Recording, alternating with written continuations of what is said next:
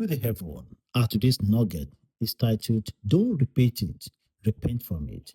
And our text is taken from Proverbs 28, verse 13. He that covereth his sin shall not prosper, but whoso converseth and forsaketh them shall have mercy. The nugget here is, everyone makes mistake, not everyone learns from them. But the real danger is not in falling, it is in refusing to turn around.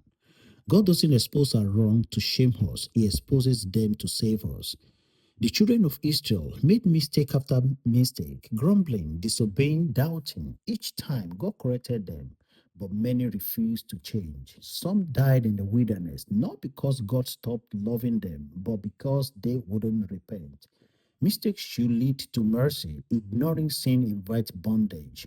Excusing sin delays deliverance, but confessing sin releases mercy.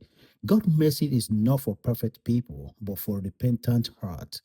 At the cross, mercy still flows. Jesus didn't come to condemn us. He came to cleanse us. Your heart, your past doesn't disqualify you. It simply reminds you why you need a savior. And the final takeaway is stop hiding it, start healing. What you cover, God will uncover. But what you uncover, God will cover it with the blood of Jesus. Brethren, are you tired of repeating the same sin, the same circle, the same shame? God is not far. He is near and is calling you to turn, not to run.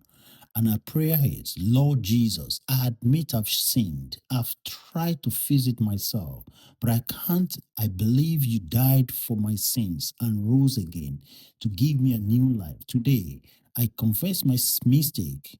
I repent of my sins and I turn to you. Wash me clean.